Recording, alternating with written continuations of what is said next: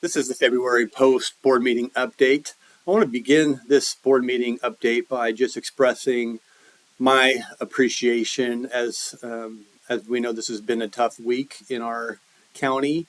Our hearts are heavy as we reflect on the tragic loss of these two brave officers and the injuries suffered by others who put their lives literally on the line to protect our community.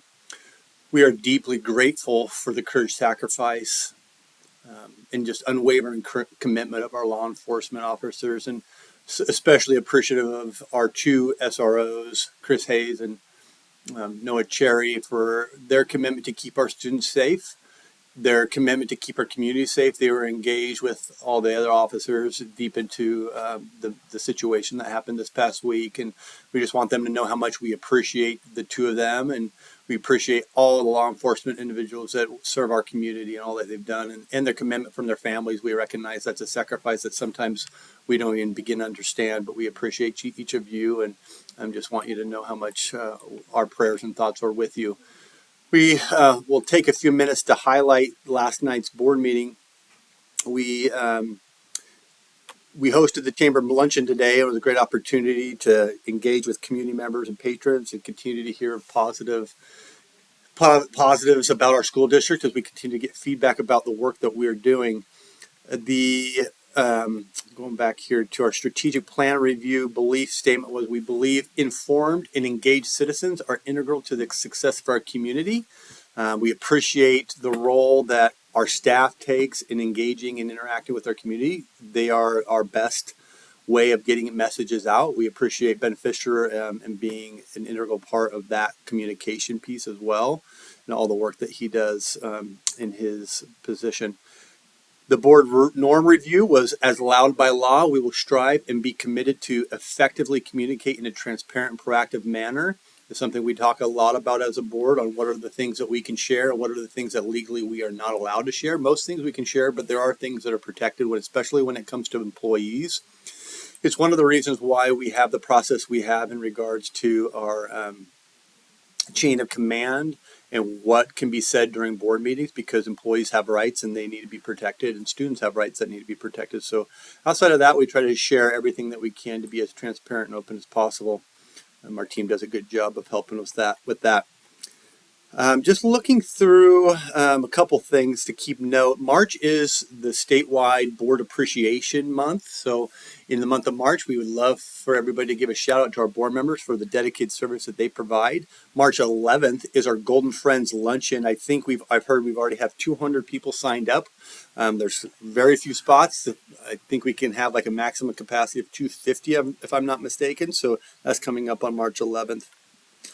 Shout out for April 19th. That is a night in the arts. This is an opportunity to bring everybody together for Fine Arts Night, and to really honor our community and to provide an opportunity to donate and raise funds for the school districts in Stone and Tain County. So this is an effort that's done through our Reed Spring Foundation for the work that they do. We appreciate all their efforts in that regard. We also have had questions about PAC Night, the date for PAC Night, and we don't have that date set, but we'll make sure we communicate that out as soon as possible. And then staff, reminder that May 9th is our Excellence Awards Banquet at the Chateau at 5 p.m. to honor our retirees and all of our award winners and our progress for this year.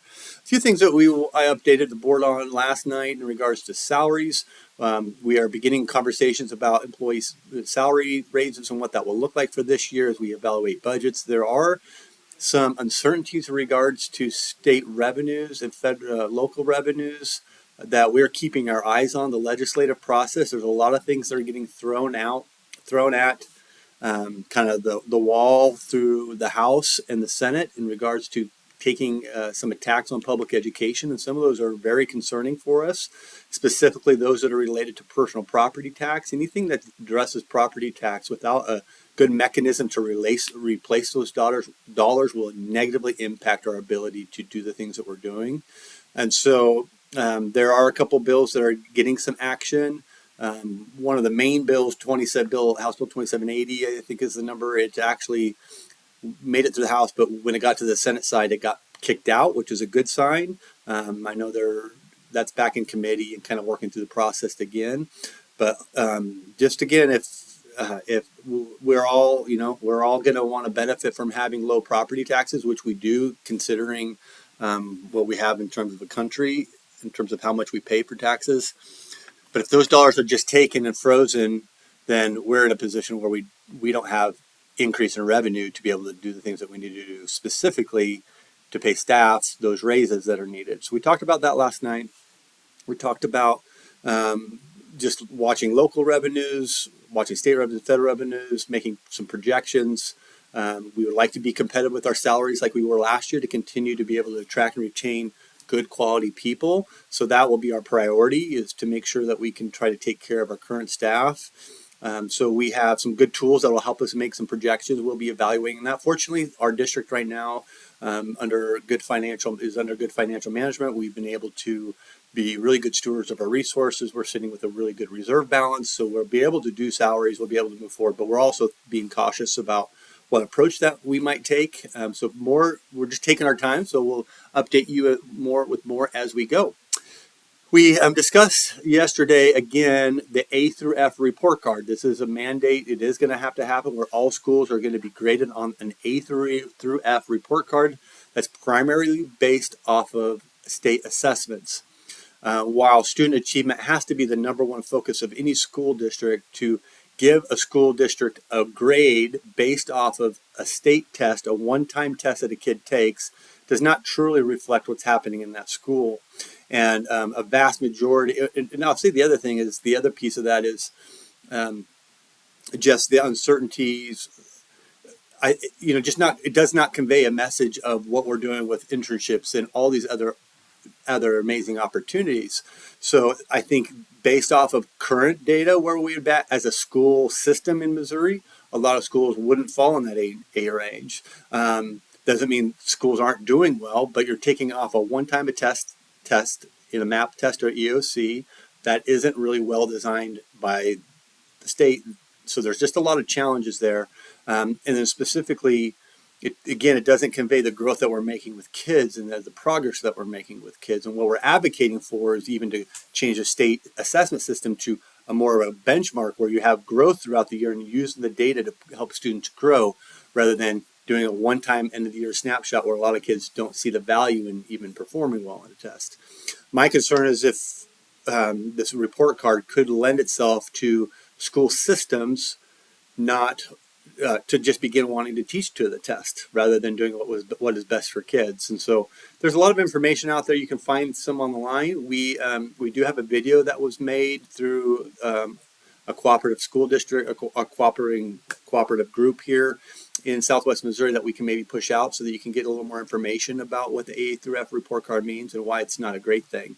So we talked about that. We also talked about the legislative overload, the number of things that happen at the legislative cycle, that put new requirements onto schools outside of just teaching them the core content. Over the last number of years, they have been significant number of items on our plate. So a lot of times those require new staffing positions, new assignments, new roles and responsibilities, new administrative costs because of the legislative process. And so while we want schools to improve and we want, there needs to be good statutes to make sure that schools are doing a good job, there also has to be some caution on not pushing the focus off of what we're here for in terms of teaching kids. Just two quick updates. Presented some exciting news about our behavior room. He's been able to, with current staffing, just a little bit of shifting, he's going to open up a 5 through 8 behavior room. And then we'll have an elementary behavior room. We already have an elementary behavior room that's in place. And with current staffing, without additional staff, just new utilization of staff, we're going to be able to open a 5 through 8 behavior room. And this is really strategically minded in terms of our strategy for looking at alternative places for kids at that that elementary up to middle school level. So really excited about opening that up. We'll be looking, if he hasn't posted yet, it'll be posted soon, looking for a new teacher in that program because we had a retirement. And that will really, I know our teachers, that will really resonate with you in those levels. We are also, Mr. Noonan and his team has brought up forth, not a recommendation at this point, but we're in the process of exploring with the high likelihood of adopting, becoming a unified champion school with Special Olympic school. This will provide opportunities for our students that have special needs to be engaged in activities and athletics like you've seen in Special Olympics and those types of events. We're really excited about what this could bring for our kids.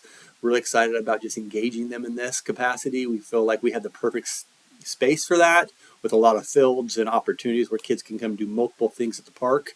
So that is going to be really exciting. Another stretch, we've been all about inclusivity within our parks, in our playgrounds, and now we'll be able to have the Special Olympics and the Unified Champion School distinct marker to be identified as that, to be able to provide some really neat experiences for kids. So we're looking forward to that as well. Going down through my list here, let's see what else we covered. We presented some high school data in regards to our graduation rates and progress being made there, and academically things are being made there. We've seen some really great growth in terms of some ACT scores, and so good progress in that regard. We did adopt the 2026-27 school calendar, so that will be posted on the website. You'll be able to see that and access that, so you can start making plans for next year. The board also approved our recommendation to schedule and budget for, in the next budget cycle this summer, schedule for the elementary school to get new intercom system throughout the school.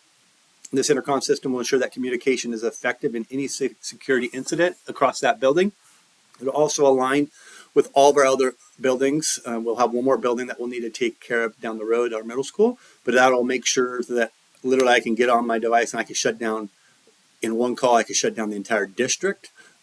Communication is the number one way to preventive measure, or a way to take care, ensure that kids are protected, is through effective communication. So we're excited about being able to get that system changed over the summer as a summer project. It'll be a big add for the elementary school, since that system is old, is really at the point where it's kind of not replaceable as parts as it starts to wear down, as we've had some major issues with it. So grateful for the board to move that. And the board approved some new high school course additions. Those have been approved. Those will be shared with the students at the high school. So we had a really good board meeting last night. We appreciate the efforts of all of our school board members and all that they do to challenge us and continue to help us grow. We're grateful for our community, all that you do for our students and staff. Continue working hard. Let's make February, let's make March, and really these last 3 months just the best months of this school year, working hard, growing, and please partner with us as we continue to move forward. Thank you so much for all that you do, and go Wolves.